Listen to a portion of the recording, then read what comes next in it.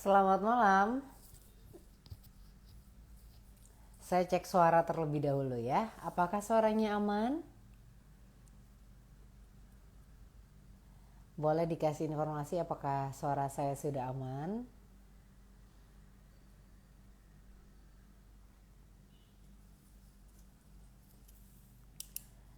Pinggala Cokronegoro. Malam, selamat malam juga. Terima kasih sudah bergabung di Juice You Up. Seperti biasanya, hari Rabu malam jam 7 kita akan ngobrol-ngobrol dengan topik yang menarik. Suaranya aman ya, terima kasih informasinya. Dan malam hari ini kita sambil menunggu yang lain terlebih dahulu, saya ingin menyapa yang sudah bergabung. Ada Veronica, ada Etna, ada Ferry, ada Vivi, ada Foni, selamat malam, ada Andrew juga. Terima kasih sudah bergabung di Juice You Up. Hari Rabu seperti biasanya jam 7 malam. Kita akan ngobrol dengan topik-topik yang menarik. Dan malam hari ini kita akan ngobrol tentang trik jitu baca market liar. Siap strategi untuk market volatile. Kita menunggu yang lain terlebih dahulu. Malam hari ini kita akan ngobrol bersama dengan Pak Aswin dari Surabaya. Tapi sebelum itu kita tunggu yang lain terlebih dahulu ya.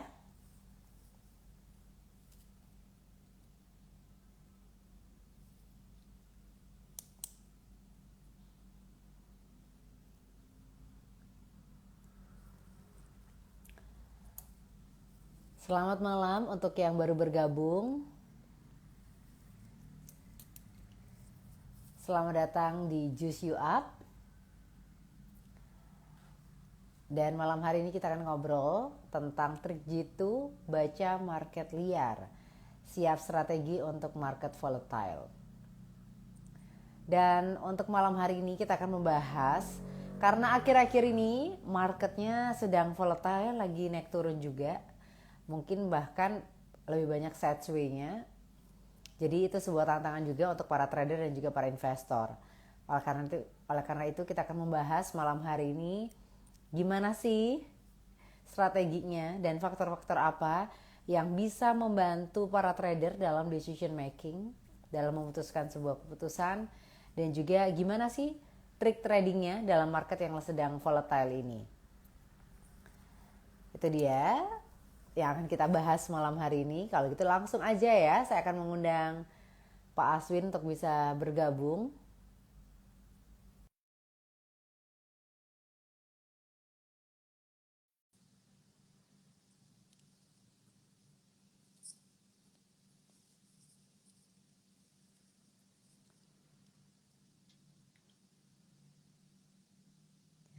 Selamat malam Pak Aswin. Selamat malam. Lama nggak ketemu nih Pak. Iya. Apa kabar Pak? Baik, Baik baik. Ya ya, gimana kabarnya? sehat-sehat Baik ya. ya, sehat ya? Iya. Oke, sehat, sehat. Kondisinya sehat meskipun Asik. mungkin kondisi market lagi naik turun ya. Ya, kondisinya market memang lagi itu ya, lagi liar bahasanya. Oke. Ini sudah Ya, hampir sebulan lebih ya Pak ya kayaknya ya. iya, iya, sebulan Ini ya. ada Mm. prediksi nggak Pak kira-kira sampai kapan ini? Banyak yang nanya ya, meskipun Oh, kayaknya bukan banyak, banyak. cenayang juga, Betul, tapi banyak betul. yang nanya. Jadi kalau ya, kita lihat ini ngelihatnya dari harus dua sisi ya. Mhm. Jadi jangan dilihat secara mentahnya aja. Oh ini market lagi volatile berarti jelek ya, enggak juga sih. Jadi market volatile ya pasti ada saham-saham yang naik ya. Tapi kita lebih banyak ke arah defensif ya. Jadi otomatis pemilihan saham lebih sedikit ya. Karena memang Oke. kondisi market seperti ini, terutama untuk IHSG ya, saya lihat memang kita masuk ke bearish mode ya. Nah, bearish mode ini bukan berarti semua saham tuh turun, enggak ya. Ada beberapa saham juga lumayan bagus ya. Nah, jadi balik lagi ke cara kita lihat ya. Jadi kalau dari sisi orang-orang yang melakukan investing ya, value invest ini kan sebenarnya kesempatan baik ya. Yang dari secara fundamental valuasinya udah murah, nah seperti itu. Cuman seberapa murah disebut murah kan seperti itu. Jadi Tapi ya, kalau misalnya definisi dari market liar tadi kan Pak Aswin bilang kalau ini tuh kondisi marketnya lagi disebut market liar. Tapi definisi market liar itu sebenarnya seperti apa Pak? supaya kita bisa satu suara dulu ya. Oke, jadi market liar itu salah satu yang tantangan yang berat ya, tantangan yang sangat challenging lah buat para trader. Saya sendiri kan trading dari tahun 2000 berapa ya? 2005 ya, 2005. Wow, Jadi udah hampir 2000, udah hampir 20 tahun dong, Pak. betul betul. Wow. Jadi market bearish, bullish, ya market crash dan sebagainya itu udah banyak ngalamin sih. Mhm. Jadi siklusnya udah banyak ya. Jadi volatile market ini sebenarnya boleh dikatakan mencakup sebagian besar ya. Nah, misalnya dalam 1 tahun gitu ya perjalanan IHSG begini, nggak mungkin dalam satu garis lurus. Pasti ada Mhm. masa-masa di mana dia akan sideways, dia akan volatile seperti itu. Jadi Ya. inilah yang challenge yang kita hadapi ya. Jadi sebenarnya volatile market itu lebih ke arah harganya, Hmm. ya, di mana harga ini nggak ada kepastian ya. Pergerakan harga ini uh, sangat rentan ya, sangat rentan disebabkan oleh miskonsepsi di kalangan pelaku pasarnya. Nah, jadi mereka itu, jadi kadang-kadang ada sesuatu yang hal yang tidak signifikan aja bisa berpengaruh sangat kuat. Karena Hmm. market ini benar-benar dipengaruhi oleh greed dan fear ya. Nah, jadi basically market itu sebenarnya tidak suka lah bahasanya dalam tidak suka ketidakpastian. Mhm. Ya, kita balik aja misalnya contoh kita katakan saat Juni sampai September tahun lalu. Nah, itu marketnya kan tenang ya. Mhm. Nah, jadi itulah yang menyebabkan jadi saat market tenang begini volatility-nya turun, otomatis IHSG juga bergeraknya lebih terarah ya, naik ya. Nah, kalau kita lihat di Dow Jones ya di Amerika sana malah sejak Oktober 2023 itu sangat bullish ya, sangat bullish. Tapi bukan berarti bullish begitu keadaan marketnya nggak volatile ya. Jadi ada yang namanya psychological gap ya terhadap ketidakpastiannya di antara pelaku pasar. Jadi buyer seller itu nggak satu persepsi lah. Nah, yang menyebabkan kenaikan sedikit cepat-cepat orang jual, jadi karena ada ketakutan, ada juga ya greed ya seperti itu.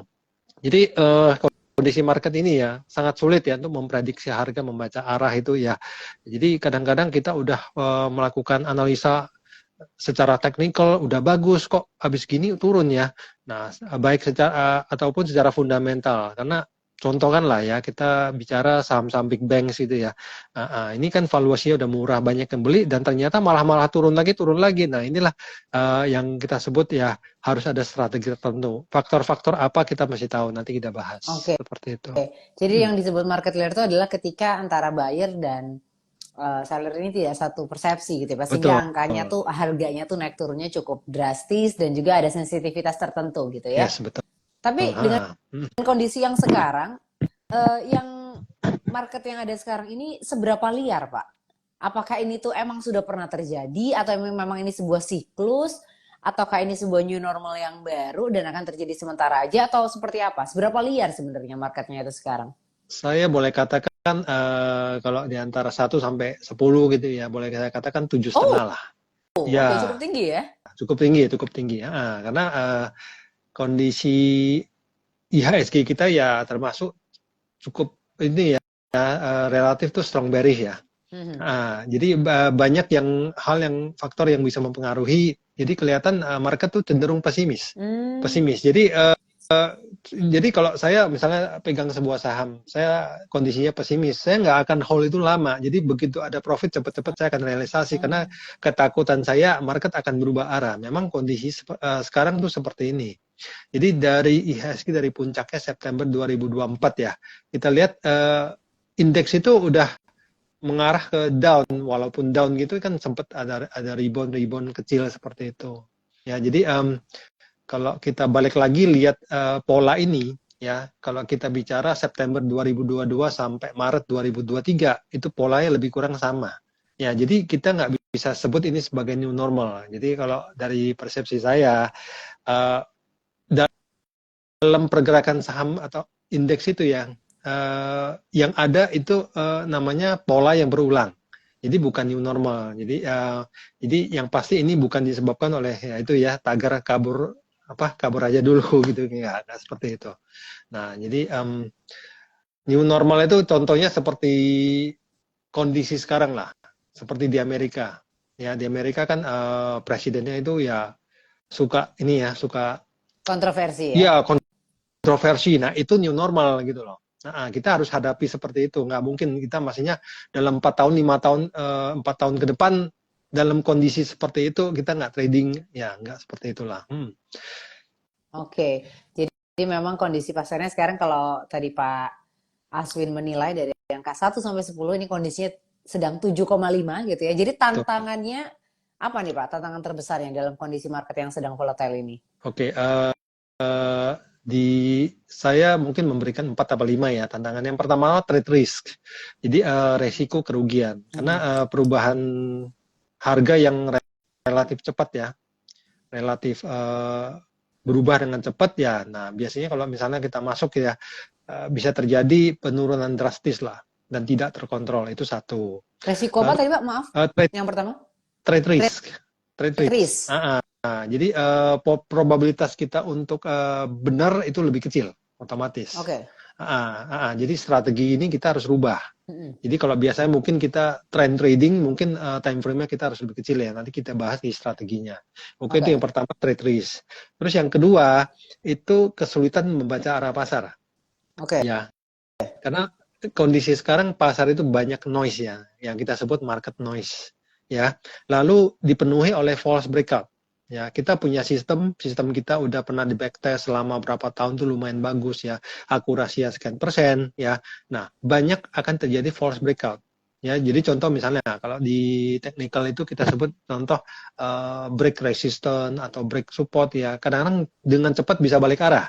Nah, inilah kesulitan yang dihadapi oleh para trader. Oke. Lalu yang ketiga, hal seperti ini biasanya menimbulkan emosi. Ya, emosi yang sulit dikendalikan ya dan tantangan psikologi para trader ya. Nah, karena market kan dipenuhi oleh greed dan fear yang pasti ini akan mempengaruhi trader itu sendiri ya, itu relatif tinggi ya. Nah, berbahaya untuk teman-teman mungkin ya yang pada saat trading seperti ini kadang-kadang sebagian melakukan sampai bisa over trading. Nah, itu berbahaya. Ya, berbahaya. Ya. Nah, ini kenapa bisa over trading? Kadang-kadang kan faktornya banyak ya, kayak FOMO contoh ya. Nah, terus kadang-kadang habis kita masuk cut loss habis itu naik lagi. Nah, akhirnya punya trauma. Nah, karena trauma ini ya timbullah sebuah yang namanya hope. Jadi kalau udah nah ntar turun juga ntar naik lagi. Jadi akhirnya ditahan-tahan kecantol. Nah, banyak yang seperti itu. Nah, itu Oke. salah satu dari faktor emosi. Lalu faktor lain itu likuiditas. Ya, jadi kalau market seperti ini, ya orang-orang cenderung nggak banyak trading ya. Likuiditas itu menurun. Jadi kadang-kadang bisa terjadi kesulitan untuk menjual di harga yang terbaik. Nah, ini Oke. salah satu faktor. Lalu ada tantangan manajemen risiko. Tantangan manajemen risiko. Jadi kadang-kadang ya sering ya kayak contoh tadi pagi aja ada tiga nasabah kita yang telepon, Pak kok stop loss saya nggak kena dan lain sebagainya. Nah itu saya tanya mau stop loss di mana, pakai cara pakainya apa. Nah lalu disebut oh saya pakai sekuritas ini ternyata. Makanya saya sarankan pakai join karena itu auto order yang cukup bagus sih. Jadi kita gunakanlah fitur-fitur yang bagus ya. Nah lalu faktor lain dalam kondisi seperti ini kadang-kadang kita sulit ya menentukan entry-nya berapa, exit-nya berapa karena marketnya volatile. Nah itu beberapa Oke. itu ya tantangan ya. Itu yang sulit. Oke, itu dia ada 5 tantangan yang tadi sudah disebutin sama Pak Aswin juga. Tapi kalau misalnya kita lihat dari faktor tantangannya sendiri, Pak, itu apakah sentimennya lebih ke global, faktor ekonomi makro, atau mungkin hal lain apa Oke, nih? ini menarik ya. Kita bahas ya. Market liar ini terjadi kenapa? Faktor-faktornya. Yang pasti yang pertama itu economic events ya. Ya, Ya, contohnya seperti apa? Perubahan suku bunga.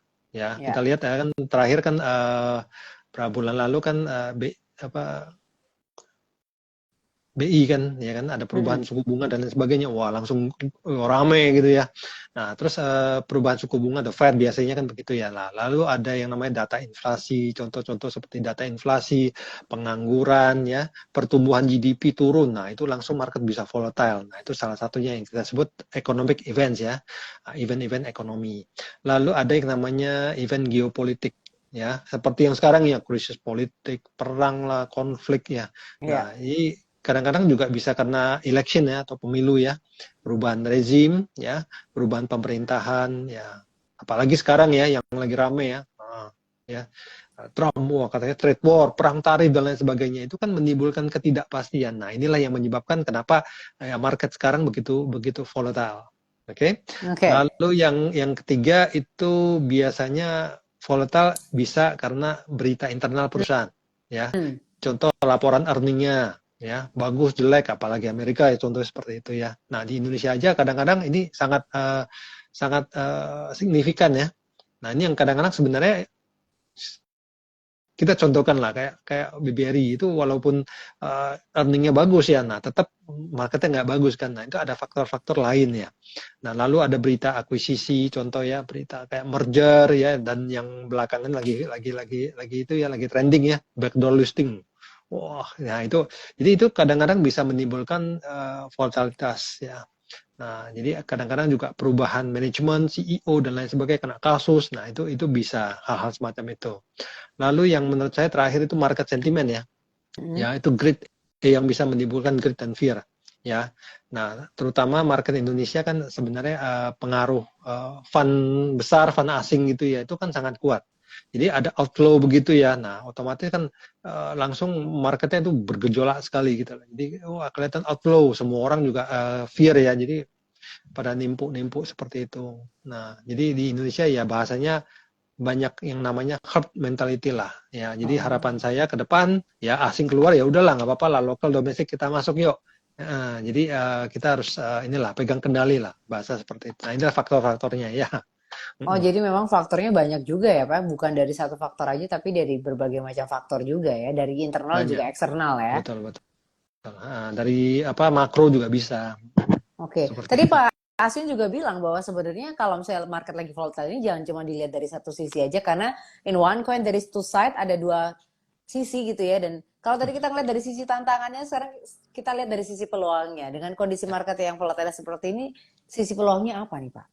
Oke, kita lihat dari dua sisi ya. Mm-mm. Satu trader, satu investor. Oke. Oke, kalau untuk trader gitu ya, nah kalau market volatile gini sebenarnya untuk cuan ya, terutama untuk jangka pendek otomatis lebih cepat Hmm. ya.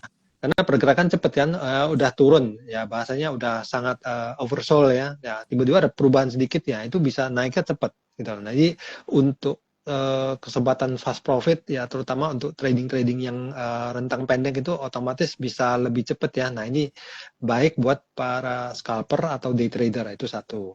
Lalu untuk momentum trading ya, nah, kita bisa manfaatkan momentum pergerakan saham yang naik cepat nih ya. Tapi yang pasti kita mesti memiliki target yang realistis. Oke. Oke. Biasanya trader yang jeli gini ya, malah kondisi market volatile gini itu peluang yang sangat enak gitu loh, karena fast profit. Ya, banyak saya lihat beberapa teman juga sering ya tunjukin, oh ini loh market volatile-nya enak nih. Nah, ya, balik lagi ke jam terbangnya lah, pengalaman seperti Ya, ya. apa. Ya, lalu posisi pergerakan yang cepat gini ya, volatile naik turun ya, itu kan biasanya kalau secara technical ya, kita lebih cepat bisa membaca, oh ini loh kondisi market saham ini udah overbought atau oversold. Jadi otomatis kita untuk kesempatan untuk masuk di titik yang enak kan lebih lebih cepat, lebih banyak seperti itu. Nah, ini beberapa ya dari sisi trader. Oke, dari sisi investor ya, ini yang pasti kalau kondisi naik turun cepat dan dalam gitu ya, apalagi kayak saham-saham yang blue chip gitu, nah itu banyak peluang untuk bisa masuk di discounted price, harga-harga diskon. Nah, itu pasti ya. Nah, untuk itu para investor ya, kita bicara investor bisa melakukan cost averaging ya, lebih cepat lebih baik gitu ya. Nah, kadang-kadang mereka bisa melakukan memperbaiki lah positioning harga rata-rata mereka. Lalu berikutnya mereka otomatis kalau harga naik turun coba kita bicara turun lah ya, kondisi ini kan lagi bearish gitu ya. Nah, mereka bisa berpeluang untuk mendapatkan berpotensi dapat dividen yield yang lebih baik. Karena dividen yield kan dividen dibagi dengan harga saham. Kalau harga saham murah, otomatis dividen yield-nya kan lebih besar ya. Mungkin kita bicara yang dari awal-awalnya dividen yield rata-rata cuma 4%, 5%. Ya, kalau dengan kondisi harga turun begini, kita bisa ngambil cepat di bawah, ya mungkin dividen yield bisa jadi 7-8%. Nah, itu salah satunya. Nah, terus yang terakhir itu bisa punya opportunity, kesempatan untuk rebalancing, ya, untuk bisa masuk ke aset-aset yang undervalued, ya, atau menjual yang overvalued, ya. Nah, ini overvalued kadang-kadang udah overvalue, harganya udah tinggi nih. Kapan saya mau jual? Nah, pas volatile begini naiknya agak tinggi gitu ya, cepat ya, mereka bisa melakukan profit taking. Nah, itu dari sisi investor. Oke, itu Ya. sisi peluang dari trader dan juga investor ya Pak ya. Ada triknya juga nggak Pak untuk trik ampuh untuk bisa menaklukkan market yang lagi liar itu, baik untuk trader dan juga investor? Ada dong, pasti ada ya. Pasti ada. Jadi Oke, trader, tapi trader beda, investor beda ya triknya ya. yes, Oke, betul. Oke, kita bahas ya. satu-satu. Untuk trader gitu ya, yang pasti stop loss ya dan take profit itu ya, setting itu harus benar-benar firm ya, harus benar-benar dilakukan dengan disiplin ya. Nah, jadi ini kadang-kadang yang jadi kendala ya. Kenapa orang-orang kadang-kadang kehilangan kesempatan untuk take profit yang di titik yang bagus gitu ya, atau misalnya kita kok bisa kecantol gitu karena mereka nggak disiplin ya, atau mungkin mereka kadang-kadang menunggu sampai harga begitu di depan layar, pas lagi angkat telepon udah bergerak dulu gitu loh. Nah, itu saran saya gunakan auto order ya. Nah, misalnya di JOC kan ada LIT, ada bracket ya, ada GTC dan lain sebagainya. Oke, yang kedua itu fokus kepada likuiditas ya, likuiditas ya. Kita cari, otomatis kita harus cari saham dengan volume perdagangan yang tinggi ya. Biasanya kalau dalam kondisi bearish begitu ya, banyak yang bergerak itu saham-saham yang agak low liquidity ya, saham-saham bahasanya saham-saham gorengan itu bergerak itu sangat banyak ya, karena saya udah perhatikan ya siklus-siklus berapa kali gitu ya. Kalau memang saham-saham yang gorengan seperti itu ya, yang low liquidity begitu, itu bergeraknya naik, sangat banyak yang naik. Nah, itu biasanya cenderung market itu kurang baik ya, seperti itu. Lalu yang ketiga, fokus menggunakan technical analysis lah ya. Jadi otomatis kita bisa gunakan indikator-indikator untuk trading ya. Kita bisa gunakan pola chart, kita bisa baca tren, kita bisa lihat support resistance ya. Otomatis dengan begini kita melakukan limitasi ya untuk trading, over trading atau trading terlalu banyak. Nah, ini dari sisi trader. Kalau untuk investor ya, kita fokus ke inilah ya, fundamental analisis ya, terutama untuk perusahaan-perusahaan yang kinerja keuangannya bagus ya, kita bicara jangka panjang ya, kita baca valuasinya seperti apa. Oke, lalu bisa lakukan diversifikasi ya untuk investor ya. Nah, beberapa sektor lah. Jadi jangan fokus ke satu sektor kayak sekarang. Misalnya orang-orang yang teman-teman yang terlalu fokus ke banking seperti itu ya, mungkin dalam kondisi segini ya ini ya mungkin pusing kepala ya. Oke. Dan yang pasti harus tetap tenang. Oke. Ini sementara, nggak mungkin selamanya. Oke. Ya. Jadi pada market lagi turun begitu ya, fokus kita pikirkan jangka panjang. Oke. Tapi yang pasti ya, kita makanya balik lagi kita pilih saham-saham dengan fundamental kuat ya, yang punya outlook jangka panjang lah, seperti itu. Oke, itu triknya ya Pak ya. Iya. Tapi kalau dilihat dari segi strategi, kan biasanya kita disarankan juga untuk pakai strategi diversifikasi. Nah, itu masih relevan nggak Pak dengan kondisi market yang seperti ini? Oke, kalau saya bilang dalam kondisi hari ini ya justru diversifikasi itu penting ya. Penting ya. Jadi kita nggak terlalu fokus lah ke satu ini, karena kita harus sebagai trader kita itu harus jeli ya, harus gesit. Oke. Terutama dalam money management ya. Itu benar-benar harus defensif Ya, defensif dalam arti kata kita jangan terlalu agresif ya. Nah, kita alokasi dana dalam portfolio itu sekarang tujuannya itu survival. Ya, karena ada beberapa teman-teman juga tanya, Pak, apa lebih baik saya nggak trading dulu? Nah, jadi balik lagi saya tanya, misalnya kondisi seperti COVID tahun-tahun sebelumnya, masa dalam COVID 2 tahun kita nggak usaha sih, kita nggak jualan, kita nggak buka toko, kita harus jalan terus gitu loh. Kenapa? Karena seorang trader itu benar-benar dilatih itu pada saat kondisi seperti ini. Ya, jadi kalau market lagi bagus, lagi bullish, ya itu anak kecil juga bisa cuan kan gitu ya. Nah, justru kita skill kita itu dilatih dalam kondisi-kondisi sekarang. Ya, nah jadi kita tetap trading ya, cuman untuk diversifikasi lebih luas, money management lebih kecil lah bahasanya untuk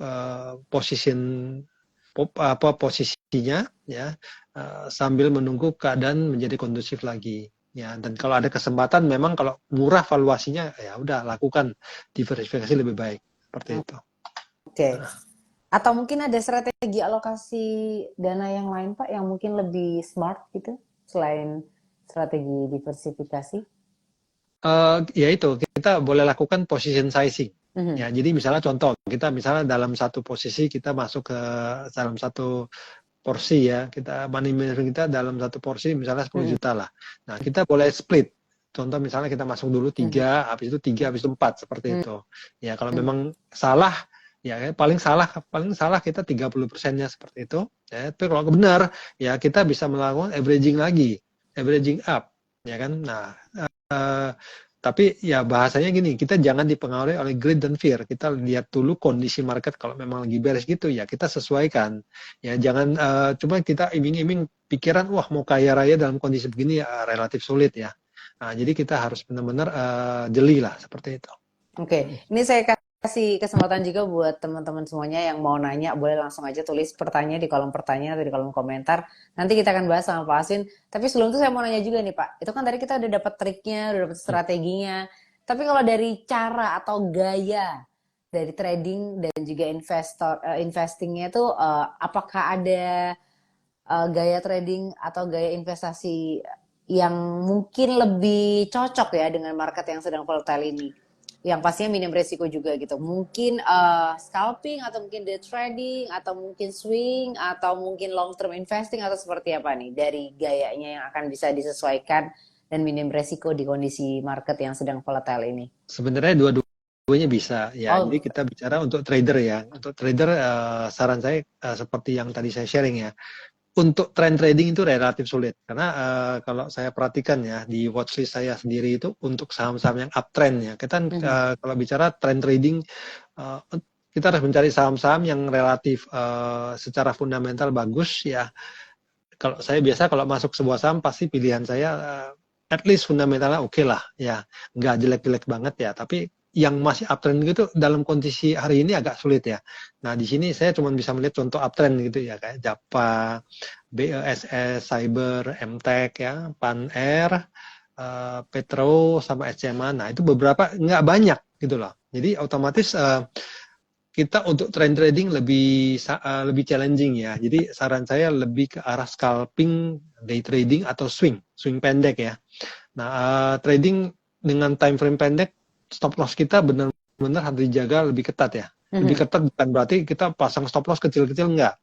Benar-benar kita harus setting stop loss, kita harus punya trading plan yang baik ya, dan target kita mesti realistis lah. Nah biasa mungkin kita target misalnya 1/2, resiko kita 5%, kita target 10%, mungkin target sekarang ya bisa 7%, 8% itu udah bagus gitu loh. Jadi jangan sampai wah saya mesti 20%.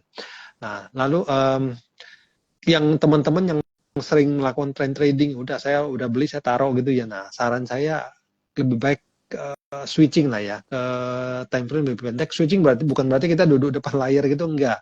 Tapi kita setting target ya lebih realistis ya. Nah, itu untuk intraday itu apalagi ya, itu lebih efektif. Oke. Lalu untuk investor ya yang pasti mutlak kita lakukan untuk kelola money management dengan lebih baik. Oke. Kita position sizing itu harus taktis, jangan kaku. Ya, terutama kalau kita lakukan cost averaging, misalnya saya udah nih modal saya rata-rata 1.000 nih. Jadi jangan udah turun 3%, 4% kita averaging lagi, jangan. kita harus benar-benar kasih jarak yang benar-benar menarik supaya cost averaging kita turun bisa lebih cepat gitu loh. Jadi kalau misalnya contoh modal saya 1.000, saya masuk lagi di modal 970, modal saya rata-rata kan turunnya sedikit. Nah, jarak itu biasanya saya setting misalnya 10-15% minimal seperti itu. Baru saya averaging lagi. Itu pun dengan money management yang saya pecah kecil-kecil. Nah, seperti itu salah satunya. Nah, itu buat saya lebih defensif sih seperti itu. Hmm. Oke, karena memang dengan kondisi market yang sedang volatile ini kayaknya salah satu strategi yang bisa dilakukan adalah defensif itu tadi ya Pak ya? Betul, defensif bukan berarti nggak trading, nggak. Nah, cuman mungkin position sizing kita lebih kecil atau money management kita pecah-pecah seperti itu. Iya, dan salah satu juga yang bisa dilakukan adalah mengatur tadi stop loss-nya. Nah, tapi dengan kondisi yang kayak gini, gimana nih Pak cara menentukan stop loss yang ideal? Kadang-kadang juga gimana ya untuk menentukan stop loss tuh kadang kayak ntar kalau di stop loss ternyata naik gitu kan atau turun. Jadi kayak masih ada perasaan ragu-ragu gitu untuk Hmm. melakukan stop loss-nya itu. Jadi ini salah satu dari apa namanya ya, apa ya, pusingnya seorang trader ya. Jadi kadang-kadang kita kan trading otomatis kita ada yang namanya profil resiko, setiap orang beda. Ya, Mhm. jadi kalau contoh misalnya kalau saya mungkin oke, saya pasang stop loss 10% saya oke. Mungkin buat sebagian orang 10% terlalu besar. Mhm. Ya, nah seperti itu. Jadi persepsi kan beda-beda ya. Nah, Kak, jadi saya melihat ini stop loss ini ya, kadang-kadang orang-orang dilema Ya. ya. Oh, ini pasang 10% terlalu besar, pasang kecil kena melulu, ya kan? Kejemput naik lagi, kejemput naik lagi. Nah, ini jadi saya pertama-tama yang saya lakukan, saya lihat dulu pergerakan saham ini, karakter sahamnya seperti apa. Ini yang pasti. Ya, ada saham yang pergerakan besar-besar. Satu bar bisa 7%, 8%, ada yang satu bar cuma 2%, ya. Ada satu saham yang relatif lebih liar dari saham lainnya. Nah, ini saya lihat dulu. Jadi kalau misalnya saya lihat sahamnya memang pergerakan agak liar, biasanya saya pasang stop loss itu agak besar. Oh, Pak, Hmm. kalau pasang stop loss besar kan risk saya tambah besar gitu ya. Nah, ini kan kita bisa akali dengan cara apa? Saya kecilkan position saya. Saya biasa masuk 10 juta ya. Mungkin saya masuk cuma 7 juta atau 6 juta dengan stop loss yang lebih besar, relatif lebih besar. Nah, saya setting stop loss lebih besar, otomatis kemungkinan yang namanya false break itu kan lebih kecil. Ya, Hmm. nah, tapi otomatis uh, kita nggak bisa mengharapkan oh saya nanti cuannya mesti begini ya enggak sih, jadi kita harus sesuaikan lah, kita ambil keputusan yang terbaik untuk saat itu seperti ini, Ya. apalagi kondisi market-market yang volatile seperti ini, fokus kita sebenarnya lebih ke arah meminimalisir resiko lah, itu dulu gitu ya, bagaimana kita survive dulu ya, kita bicara nanti kalau udah baik ya, kondisi lebih kondusif ya, kita kan udah pernah ngalamin gini, pengalaman kita, jam terbang kita kan bagus. Nah, seperti itu. Tapi dengan cara meminimkan resiko ini mungkin salah satunya juga selain dengan stop loss adalah dengan tidak FOMO ya Pak ya. Karena kan Betul. dengan kondisi yang seperti ini itu menurut saya kecenderungan untuk FOMO bisa jadi lebih tinggi. Mm, Karena kan ada ya, kan? fear-nya di situ. Jadi FOMO-nya juga meningkat gitu. Ya. Jadi sebenarnya saya juga manusia ya. Saya juga kadang-kadang nggak lepas dari FOMO. Sekali-sekali bisa. Nah, untuk mengakali ini kadang-kadang ya, saya trading itu minimal 30 menit pertama sejak market buka. Ya, Oke. saya nggak lakukan apa-apa dulu. Saya lihat dulu Mhm. seperti apa. Nah, jadi kalau memang naik ya. Jadi kadang-kadang FOMO itu paling sering terjadi biasanya 10 menit, 15 menit pertama. Nah, Oh, itu. setelah pasar Ya, buka. ya Oke. betul. Karena biasa gini nih, market begitu tutup gitu ya. Nah, biasanya kan banyak kan itu ya yang namanya analis-analis memberikan analisa begini-begini. Kadang-kadang kita baca berita ya, ini kita otomatis kan kita punya masukan apa ya? Masukan informasi. Ya. Oh, besok saya lakukan ini. Jadi begitu market buka, digebuk. Nah, itulah makanya naik sebentar ternyata nggak ada efek yang kelanjutannya, akhirnya turun. Nah, mendingan udah breakout, saya turun, saya ngambil saat turun. Nah, seperti itu. Kondisi market volatile lebih sering seperti itu sih. Ya, jadi saran saya itu salah satunya. Jadi tenang dulu ya, market udah jalan ya, baru kita action seperti itu. Oke, tadi kan Pak Asmi juga bilang ya, salah satu yang bikin FOMO adalah dengan membaca berita gitu, karena kita baca berita. Nah, kalau Pak Asin sendiri biasanya nih supaya dapat berita yang nggak hoax tapi benar-benar yang memberikan informasi yang Hmm, informatif gitu ya. hmm. Biasanya baca beritanya nih dari mana aja nih Pak? Supaya teman-teman juga nggak salah baca berita gitu ya. Saya berita dari mana-mana aja ya. Jadi kadang-kadang saya baca dari, nah ini kan sebenarnya dari JOC kan banyak ya berita-berita juga ya. Nah itu ada di channel Telegram seperti itu. Nah itu kadang-kadang saya baca, kadang-kadang saya lihat juga dari CNBC, tapi bukan saya telan mentah-mentah Mhm. ya. Nah, setelah saya mendapatkan masukan seperti itu, biasanya saya balik lagi, saya analisa ke chartnya dulu. Nah, terutama saya perhatikan, saya pelajari saham ini ada nggak yang namanya akumulasi volume gitu ya. Nah, contoh saham ini udah murah, katanya valuasi udah murah sekali. Nah, penting buat saya saat murah ini ada yang kolek nggak gitu loh, ada yang istilahnya melakukan akumulasi nggak? Kalau nggak ada yang akumulasi, nah ini kan cuma sekedar berita buat saya. Ya udah saya taruh dulu, saya lihat dulu keadaannya. Jadi kadang-kadang saya pelajari ya pergerakan saham yang naik gitu ya tanpa dibarengi oleh volume.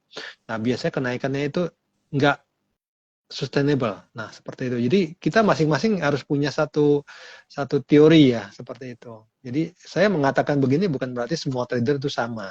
Jadi kita apa namanya yang namanya psikologi ini nggak mungkin disamaratakan ya seperti itu. Jadi masing-masing teman-teman yang harus punya satu inilah, harus punya satu pengalaman ya, skill seperti itu. Hmm. Iya ya. Jadi memang setelah baca berita itu jangan langsung ditelan mentah-mentah tapi news tersebut harus bisa divalidasi dengan data yang ada ya. Betul, betul. Kayak contoh misalnya kemarin terakhir saya dengar, wah ada nah, apa namanya, ada saham tertentu nih, saya nggak sebut nama. Oh ini akan masuk MSCI dan lain sebagainya ya, MSCI. Nah saya lihat dulu, nah ini ternyata memang pergerakannya udah cukup lumayan tinggi dari bawah naik ke atas, sudah sekian puluh persen. Nah kalau saya masuk sekarang kan saya menghadapi resiko yang tinggi seperti itu. Nah, mendingan saya enggak. Nah, ternyata kan kebalikannya.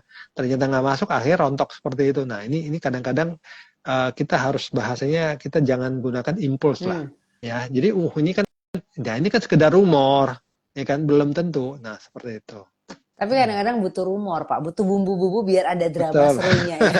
Biar Saya nggak tidak anti gitu-gitu aja rumor. ya. Saya tidak anti rumor. Oke, tapi rumor tuh kita simak lah. Kita pelajari dulu. Karena dari sebenarnya ya apa ya blue map saya ya apa blueprint saya untuk mapping itu sebenarnya charting. Charting itu bisa menjelaskan banyak ya apa yang terjadi di pasar, bagaimana psikologi para pelaku pasarnya seperti itu.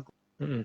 Oke, tapi sebenarnya ya Pak dengan tadi kan Pak Asin juga bilang ya kalau Pak Asin sudah 20 tahun di dunia trading Mm-mm. dan sudah banyak banget melihat kondisi pasar yang ups and down gitu. Tapi jadi Ya. sebenarnya kondisi volatile yang sekarang sedang terjadi ini sudah pernah terjadi dong ya Pak ya? Eh, eh, boleh Atau mungkin dikatakan selalu terjadi ya. selalu Jadi terjadi? market nggak mungkin selalu tenang gitu, nggak mungkin. Jadi yang saya bilang ya, dari anggaplah ya, dari angka 100 ya.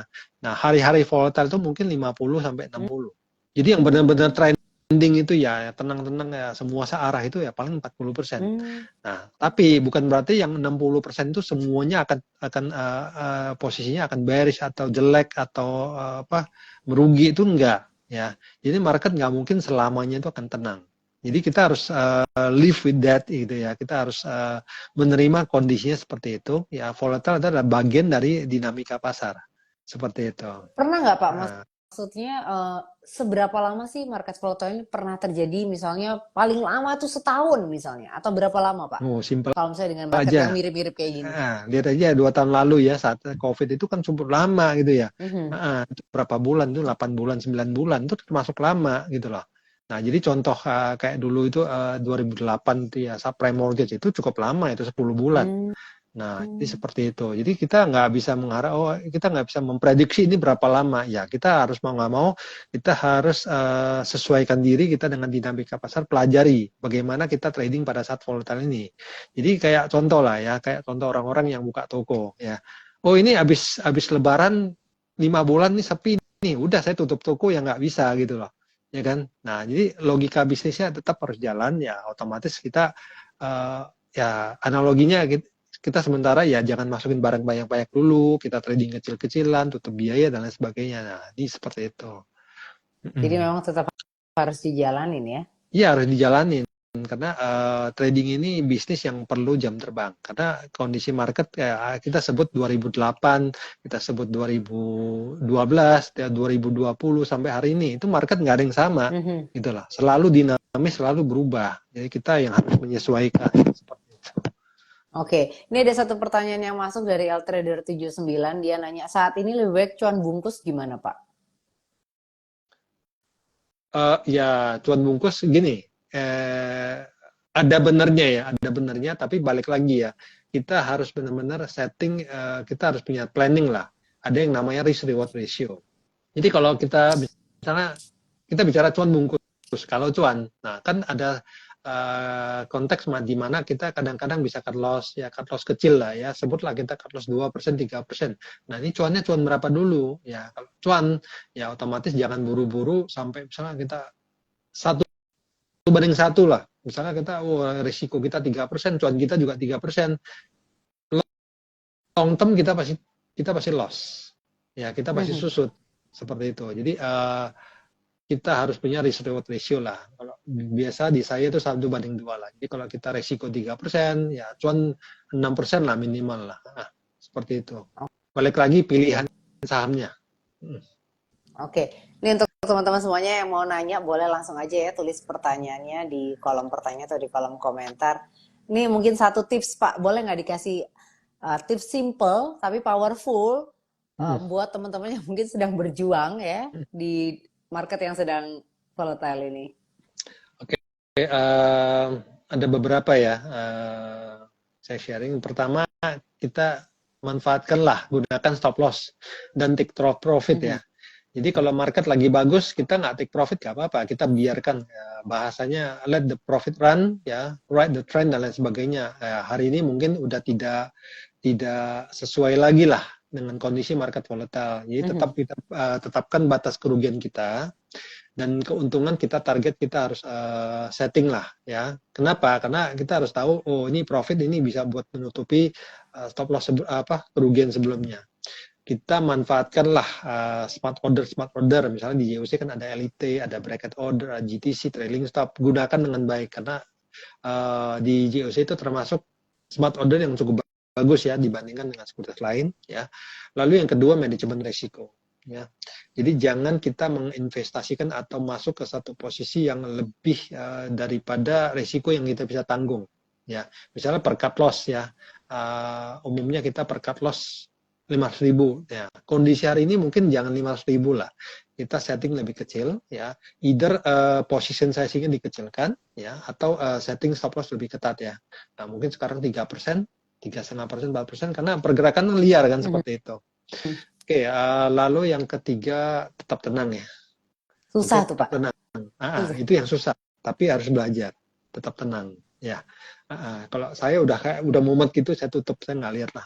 Malah kadang-kadang hasilnya bisa lebih bagus ya, karena nggak dilihat, nggak lakukan hal-hal yang aneh-aneh gitu ya. Nah, ya jadi yang nggak dibeli akhirnya dibeli ya, mestinya jangan dijual. Nah seperti itu, tetap tenang lah bahasanya seperti itu. Lalu keempat, kita fokus kepada analisa ya, analisa baik analisa fundamental atau teknikal dalam mengambil keputusan ya, yang lebih terinformasi. Jadi kita trading berdasarkan statistik ya, berdasarkan valuasi ya, kalkulasi lah statistik seperti itu. Oke, lalu yang kelima, ada baiknya kita lakukan diversifikasi. Oke, diversifikasi lebih banyak saham nggak apa-apa ya, tapi porsi lebih kecil ya, karena kondisi sekarang nggak ada yang namanya sektor-sektor tertentu dan karena perubahan siklusnya cepat. Oke. Nah, lalu yang terakhir, hindari over trading ya. Jadi istilahnya kalau memang dalam posisi nyantol banyak itu ya, jangan dikejar ya. Oke, tenangin dulu. Oke. Nah, otomatis seperti tadi ya. Ya mungkin kita rebalancing lagi ya. Oke, sekarang strategi saya seperti ini ya, stop loss saya risk yang saya hadapi sekarang saya kecilkan dan sebagainya supaya tenang dulu seperti itu. Nah, lalu ada satu golden rule ya. Golden rule apa nih Pak? Golden rule untuk terutama pemula ya. Yang pasti pertama-tama itu melakukan research ya. Jadi jangan beli saham itu berdasarkan berita atau rumor, kata teman, ikut-ikutan jangan ya. Tetap lakukan research. Baik itu fundamental maupun teknikal. Oke. Next kita gunakan logic. Logic. Saya beli ini kenapa? Alasan saya beli ini apa? Ada alasan tertentu nggak? Ya, bener nggak alasan saya? Lalu yang terakhir itu trading plan lah. Oke. Saya sebelum tekan enter buy sell gitu ya. Tolong setting dulu ya. Kalau saya beli ini di harga berapa, kenapa, lalu stop loss di sini, ya, target di sini. Tapi sebelum riset dulu.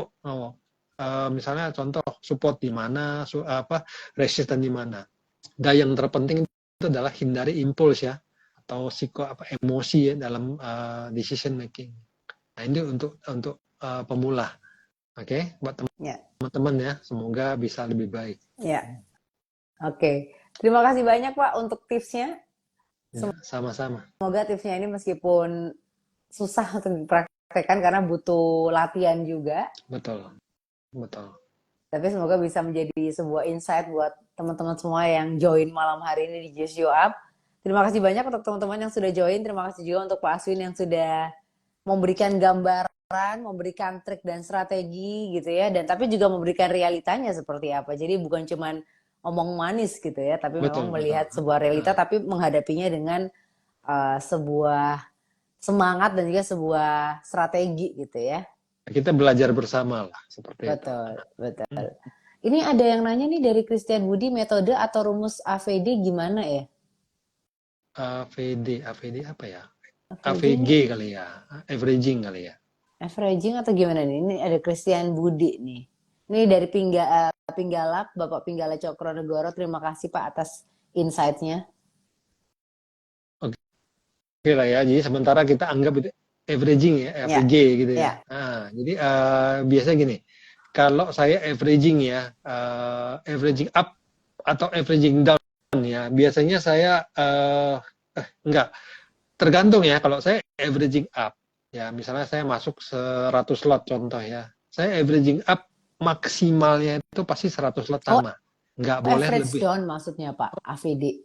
Oh, average down, oke, average down ya, saya biasanya tergantung posisi awal masuk ya, oke.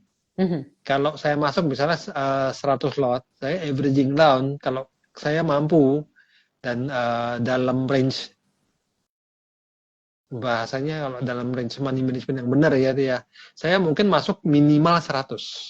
Kita bicara minimal ya. Kalau kita averaging up, oke lah, kita bicara averaging down ya. Kalau saya punya 100 lot, saya akan masuk lagi 100 lot yang sama. Oke, kecuali kalau memang saya masuk dalam posisi 100 lot itu udah, menurut saya itu udah full slot ya.